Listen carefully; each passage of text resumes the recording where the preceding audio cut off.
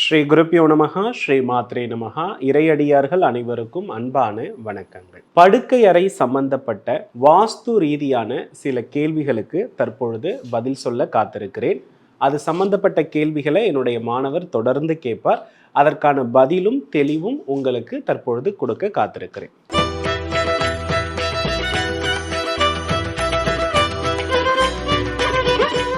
படுக்கை அறை பொதுவாக எங்கு அமைக்கலாம்? அதாவதுமா, படுக்கை அறை அப்படின்னு நம்ம கவனிச்சு பார்த்தோம்னா, வீட்டினுடைய தெற்கு பகுதி மேற்கு பகுதிகளில் படுக்கை அறை வருவது ரொம்ப நல்லது. ஸோ அப்படி பார்க்கும் பொழுது தெற்கு மத்திமம், தென்மேற்கு, மேற்கு மத்திமம், இந்த 3 பகுதிகளிலுமே படுக்கை அறை, அதிலும் குறிப்பாக வீட்டு தலைவனுடைய படுக்கை அறை இருப்பது ரொம்ப சிறப்பு. குழந்தைகள் அப்படின்னு நம்ம எடுத்துக்கொள்ளும் பொழுது வாரிசுகளுக்கு வடமேற்கு பகுதியில் படுக்கை அறை கொடுப்பது ரொம்ப சிறப்பாக அமைவதற்கான வாய்ப்புகள் இருக்கிறதுமா. படுக்கை அறையில் தெய்வ படங்கள், தெய்வ சிலைகள் இது போன்றவை வைக்கலாமா?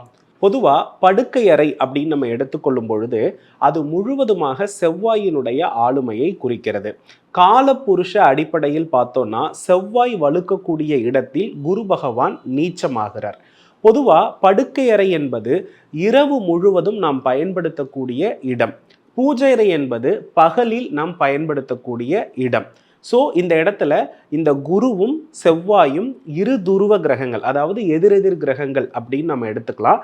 இந்த படுக்கை அறையும் பூஜை அறையும் ஒன்றாக இருந்தால் கட்டாயமாக பார்த்தீங்கன்னா வீட்டு தலைவனுடைய மனதில் மனம் சார்ந்த பிரச்சனைகள் நிறைய இருக்கும், கடன் சுமை நிறைய இருக்கும். அதில் குறிப்பாக கால் மூட்டு உபாதை, அதே போன்று பார்த்தீங்கன்னா லிவர் சம்பந்தப்பட்ட தொந்தரவுகள் அதிகமாகும். அதனால் எக்காரணத்தை முன்னிட்டும் படுக்கை அறையில் பூஜை அறையை அமைத்து வழிபடுவது அப்படின்றது தவறு. அதே போல் படுக்கை அறையில் அவங்க பீரோ வைக்கிறாங்க அப்படின்னா அந்த பீரோக்குள்ளே நான் லக்ஷ்மி படம் வச்சுக்கிறேன், பெருமாள் படம் வச்சிருக்கிறேன்ற மாதிரியான பிம்பங்களை பீரோக்குள்ளே தவிர்க்கிறதும் நல்லது. நார்மலாக நீங்கள் வைக்கக்கூடிய தங்கம் வெள்ளியே லக்ஷ்மி தான், அதற்கு பிம்பம் அப்படின்றது அவசியமற்றது. படுக்கை அறையில் கண்ணாடி, கடிகாரம் போன்றவை வைக்கலாமா? பொதுவாக படுக்கை அறை அப்படின்ற ஒரு அடிப்படையில் கண்ணாடி அப்படின்றது நமக்கு ரொம்ப அத்தியாவசியமானது தான். இந்த கண்ணாடியை நாம் கழிவறையோடு சேர்த்து இணைக்கக்கூடிய ட்ரெஸ்ஸிங் ஏரியாவில் நம்ம அமைச்சிக்கிறது ரொம்ப நல்லது. படுக்கை அறையில் நாம் படுத்திருக்கக்கூடிய அமைப்புகளை கண்ணாடி பிரதிபலிக்கிறது அப்படின்னா கட்டாயமாக பார்த்திங்கன்னா தகாத உறவுகளுக்கு இது வழிவகுப்பதற்கான வாய்ப்புகள் அதிகம் இருக்கிறது. ஆகையினால் எக்காரணத்தை முன்னிட்டும் படுக்கை அறையில் நம்மளுடைய பிம்பம் கண்ணாடியில் தெரிவது போன்று இருக்கக்கூடாது. படுக்கை அறையில் கண்ணாடி வைப்பது மிக தவறு. ஒருவேளை உங்களுக்கு கண்ணாடி தேவைப்படுகிறது அப்படின்ற பட்சத்தில் நம்ம படுக்கை அறையில் நம்ம கபோர்ட் ஒர்க் பண்ணுவோம். அதில் உள்பக்கம் கண்ணாடி வச்சு க்ளோஸ் பண்ணும் பொழுது நமக்கு கண்ணாடி தெரியாது.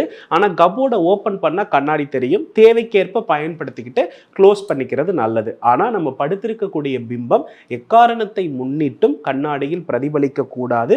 இது கணவன் மனைவிக்கு ரகசிய தீய வழி உறவுகளை உருவாகுவதற்கான வாய்ப்புகள் அதிகம். படுக்கை அறையில் பணம், நகை போன்றவை வைக்கலாமா? படுக்கை அறை அப்படின்னு நம்ம எடுத்துக்கொள்ளும் பொழுது தென்மேற்கு திசை அப்படின்றது மண் தத்துவம்.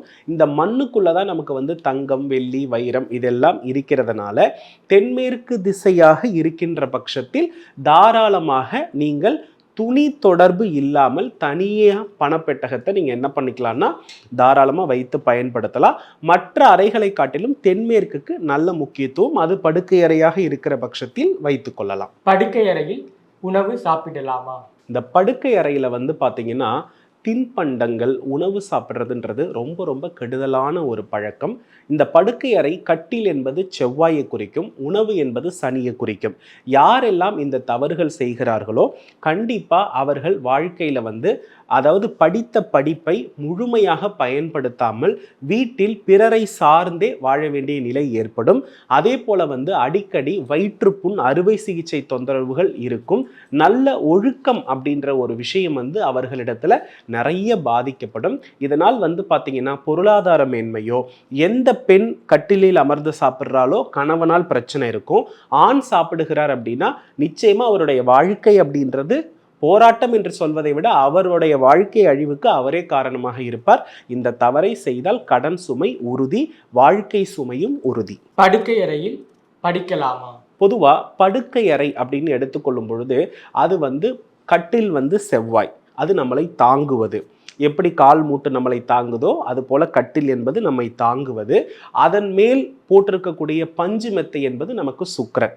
ஸோ கட்டிலும் பஞ்சு மெத்தையும் ஒரு வீட்டில் இருக்கிறது, அது சுத்தமாக இருக்கிறது அப்படின்னாலே அங்கே கணவன் மனைவி வசியம் என்பது உறுதியாகிறது.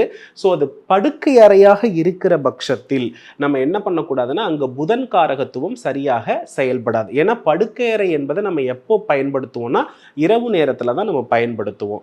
ஆனால் நம்மளுடைய மூளை எப்போ சுறுசுறுப்பாக இருக்கும், புதன் தன்மை எப்போ வந்து ரொம்ப சிறப்பாக செயல்படும்னா பகல் நேரத்தில் தான். எப்போ எல்லாம் வெளிச்சம் இருக்கிறதோ அப்போல்லாம் நம்மளுடைய மூளையும் அறிவும் என்ன பண்ணும், பர்ஃபெக்டாக வேலை செய்யும். ஆனால் சுக்கிர காரகத்துவம் இருக்கிற இடத்துல படிப்பும் இருந்தால் கரெக்டாக வேலை செய்யாது. அப்போ நமக்கு என்ன ஆகும்னா நம்ம டக்குன்னு படுக்கணும்னு தோணுவோம். ஏன்னா பஞ்சு மெத்தை என்பது சுக்கிரன். அப்போ லக்ஷ்மியும் சரஸ்வதியும் வெவ்வேறு துருவங்கள். அதனால தான் புதன் உச்சமடைகிற இடத்துல சுக்கிரன் நீச்சமாகிறார், சுக்கிரன் உச்சமடைகிற இடத்துல புதன் நீச்சமாகிறது. அதனால இந்த தவறுகள் செய்யக்கூடாது. ஸோ படிக்கிற விஷயத்தை படுக்கை அறையை தவிர நீங்கள் வரவேற்பறை, மொட்டை மாடி அல்லது வெட்ட வெளியில் உட்காந்து கூட தாராளமாக படிக்கலாம். ஆனால் படுக்கை அறையில் கூடாது. படுக்கை அறையில் டிவி வைக்கலாமா? பொதுவாக படுக்கை அறை அப்படின்றது, அதாவது நம்ம எப்போதுமே சொல்லுவோம், அசுரர்கள் வந்து இரவில் வலுவாய்ந்தவர்கள், தேவர்கள் பகலில் வலுவாய்ந்தவர்கள். இப்போ இந்த படுக்கறை என்பது முழுக்க அசுரர்களுடைய கட்டுப்பாடு, இடுப்புக்கு கீழுள்ள பகுதிகள் அதிகம் செயல்படக்கூடிய ஒரு நிலை. எப்போதுமே படுக்கை அறையை நம்ம பகலில் பயன்படுத்த மாட்டோம். ஒருவேளை பயன்படுத்துகிறோன்னா அப்போ நம்ம நோய்வாய்ப்பட்டிருக்கிறோம், அசுரர்களால் பீடிக்கப்பட்டிருக்கிறோம்னு நம்ம எடுத்துக்கலாம். அதனால் எப்போதுமே இரவு நேரத்தில் நாம் அதிக வெளிச்சம் அப்படின்ற ஒரு விஷயத்தை படுக்கறையில் கொண்டுட்டே வரக்கூடாது. ரொம்ப வார்ம் லைட், அது போல் வந்து மூன் லைட்னு இந்த மாதிரி லைட்டான லைட்டிங் போடுறது தான் படுக்கை அறைக்கு சிறப்பு.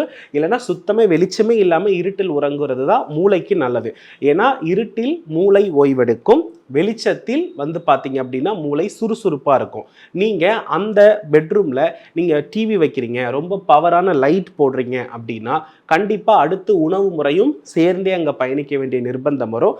யாரெல்லாம் படுக்கை அறையில் டிவி வைத்து அதை பயன்படுத்துகிறாங்களோ நீங்கள் நல்லா கவனித்து பார்த்தீங்கன்னா அவங்களுக்கு மேக்சிமம் நைட் டியூட்டி, இரவு நேர பளு, இரவில் தூக்கமின்மை, அது சார்ந்த ஒற்றை தலைவலி பிரச்சனை, இது எல்லாமே அந்த வீட்டில் நடைபெறும். படுக்கை அறையில் பெட்ஷீட், தலையணை போன்றவை எந்த நிறத்தில் பயன்படுத்தலாம்? பொதுவாக படுக்கை அறையில் வந்து பார்த்தீங்க அப்படின்னா ஒரு செவ்வாய் சுக்கிரன் வசியத்துக்கு வந்து இரத்த சிவப்பு நிறத்தில் நம்ம என்ன பண்ணலாம், அதாவது பவள நிறத்தில் நீங்கள் என்ன பண்ணலான்னா இந்த படுக்கை விரிப்பு, தலையணை இதெல்லாம் யூஸ் பண்ணுறது ரொம்ப நல்லது. அதை விட்டுட்டோன்னா பிளைன் ஸ்கை ப்ளூ, அதுக்கப்புறம் பிளைன் பிங்க், அதாவது பேபி பிங்க்னு சொல்லுவாங்க. இந்த baby pink, sky blue, pure பவள நிற ரெட், இதை வந்து பயன்படுத்துறது ரொம்ப நல்லது. மற்றபடி அடர் நிறங்கள், ஊதா நிறம், கருப்பு நிறம், பல பூக்கள் ஒன்றிணைகிற இந்த மாதிரியான நிறங்கள் எல்லாம் இது வந்து இருக்கக்கூடாது. படுக்கையில் இருக்கக்கூடிய பெட்ஷீட்டை குறைஞ்சது 4 நாட்களுக்கு மேல் நம்ம பயன்படுத்துறதை தவிர்த்துடுறது நல்லது.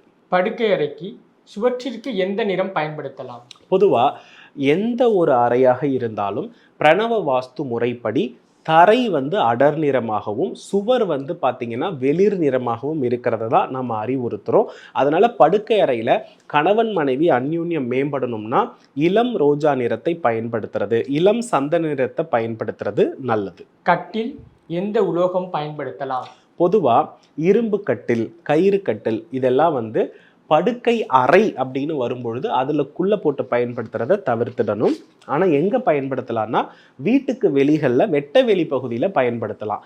ஸோ அறைன்னு வரும்பொழுது தேக்கு கட்டில் தான் வந்து சிறப்பானதாக இருக்கும். அல்லது கருங்காலியில் கட்டில் செய்யக்கூடிய வழக்கம் நம்மளுடைய நடைமுறை காலகட்டத்தில் இருந்தது. கருங்காலி கட்டில், தேக்கு கட்டில் ரெண்டுமே சிறப்பாக இருக்கும். படுக்கை அறையில் கழிவறை அமைக்கும் முறை என்ன?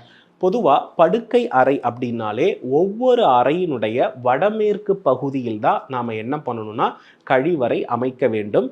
படுக்கை அறையில் நின்று தென்கிழக்கு பகுதியிலேயோ, தென்மேற்கு பகுதியிலேயோ, வடகிழக்கு பகுதியிலேயோ கழிவறை இருந்தால் அந்த வீட்டு அந்த அறையை பயன்படுத்தக்கூடியது கணவன். அவருக்கு உடல் உபாதை, மனைவியோடு ஒன்றிணைந்து செயல்படாத நிலைகள் எல்லாம் ஏற்படும். ஆகையினால் ஒரு படுக்கை அறையினுடைய வடமேற்கு பகுதி மட்டுமே கழிவறையாக பயன்படுத்தக்கூடிய பகுதியாகும். படுக்கை அறையில் கட்டில் எந்த திசை நோக்கி அமைக்கலாம்? பொதுவாக படுக்கை அறையில் கட்டில வந்து நம்ம தெற்கு மேற்கு ஒட்டி போடுறது ரொம்ப நல்லது. தெற்கு தலை வைத்து வடக்கு கால் நீட்டி படுக்கலாம், அல்லது மேற்கு தலை வைத்து கிழக்கு கால் நீட்டி படுக்கலாம். எக்காரணத்தை முன்னிட்டும் வடக்கோ கிழக்கு பகுதிகளிலேயோ நாம தலை வைத்து படுப்பது நன்றன்று. படுக்கை அறையில் ஜன்னல்கள் எத்தனை வைக்கலாம்? பொதுவா படுக்கை அறை அப்படின்றதே அது இரவு நேர சம்பந்தப்பட்டதுன்னு நான் நிறைய முறை சொல்லியிருக்கிறேன். ஆகையினால பகல் நேரத்தில் நமக்கு வெளிச்சம் தேவை. ஒரு அறையை பொறுத்து 1ஓ 2ஓ நம்ம வைத்துக்கிறது நல்லது. ஆனா ஒரு ஜன்னலாவது நிச்சயம் இருக்கணும். பகல் நேரத்தில் படுக்கை அறை இருட்டாக இருக்க வேண்டுமா? கட்டாயமா பகல் நேரத்தில் படுக்கை அறை வெளிச்சமாக இருந்தால் அந்த வீட்டில் உள்ள நபர்கள் உறங்குவதற்கு முற்பட மாட்டார்கள். ஆகையினால எப்பொழுதுமே படுக்கை அறையை பகல் நேரத்தில் வெளிச்சமாக தான் வச்சிருக்கணும். இருட்டா படுக்கை அறையை வைக்கக்கூடிய நிர்பந்தம் இருக்கின்ற பட்சத்தில் அந்த வீட்டு தலைவன் கட்டாயமாக சோம்பேறியாக இருப்பார். அதனால பகல் நேரத்தில் முடிந்தவரை படுக்கை அறையினுடைய ஜன்னல்களை திறந்துவிட்டு ஸ்கிரீனை விலக்கிவிட்டு வெளிச்சமாக வைத்திருப்பது தான் சால சிறந்தது. படுக்கை அறையில் துணிகள் எவ்வாறு இருக்க வேண்டும்? பொதுவாக நிறைய நபர்கள் படுக்கை அறையில் துணிகள் அப்படியே ஒன்றன் மேல் ஒன்று திணித்து அடைத்து வைத்திருப்பார்கள். இந்த மாதிரியான தவறுகள் மிக மிக தவறானது. எப்போதுமே காட்டன் துணி அதிகப்படியான திருஷ்டியையும் நெகட்டிவையும் அப்சர்வ் பண்ணும். இதை தனியாக வைக்கணும். பட்டு துணிகளை எப்போதுமே எந்த காட்டன் துணியோடும் சம்பந்தப்படாமல் வைக்கணும். ஸோ பட்டு துணிகளுக்குன்னு தனி அறை, அதே போல் காட்டனுக்குன்னு தனி அறை, இவ்வாறு வைத்து அழகாக மடித்து ஆர்கனைஸ்டாக வைக்கும் பொழுது தான் அந்த வீட்டில் பொருளாதாரம் மேம்படும். கணவன் மனைவி ஒற்றுமைக்கு படுக்கை அறையில் வைக்க வேண்டிய குறியீடுகள். பொதுவாக கணவன் மனைவி அதிகம் ஒற்றுமை பெற வேண்டும் என்றால் முக்கோண வடிவ மாடத்தை படுக்கை அறையில் அமைக்கிறது ரொம்ப ரொம்ப நல்லது. அது சிறந்த நல்ல பலனை கொடுக்கும். அதே போல மேலும் கணவன் மனைவி அந்யூன்யத்துவம் மேலோங்க தன்னுடைய குடும்ப படம், அதாவது திருமண வாழ்க்கையில அந்த திருமண பந்தத்தை காட்டிய அந்த திருமண கோலத்தில் இருக்கக்கூடிய படத்தை படுக்கை அறையில் மாட்டி வைத்தால் கண்டிப்பாக அவர்களுடைய அந்யூன்யம் பெருகும். மக்கள் படுக்கை அறை சம்பந்தப்பட்டு கேட்ட அத்துணை கேள்விகளுக்கும் சிறப்பான முறையில் பதில் அளித்திருக்கிறோம். இது போன்று உங்களுக்கு ஏதேனும் கேள்விகள் இருந்தால் மறக்காம சப்ஸ்கிரைப் பண்ணிட்டு கமெண்ட் பின் பண்ணுங்க. அப்போதான் உங்களுடைய கமெண்ட் செக்ஷன் நேரடியாக முதலில் நம்ம அந்த கமெண்ட்டை படித்து அதற்கான பதில் சொல்கிறதுக்கு சரியாக இருக்கும். ஆகையினால் நல்லபடியாக கமெண்ட் பண்ணுங்கள். உங்களுடைய கேள்விகளுக்கு தொடர்ந்து பதில் கொடுக்க காத்திருக்கிறேன். மேலும் அடுத்த ஒரு நல்ல பதிவில் சந்திக்கிறேன். வெற்றிவேல் முருகா. நன்றி, வணக்கம்.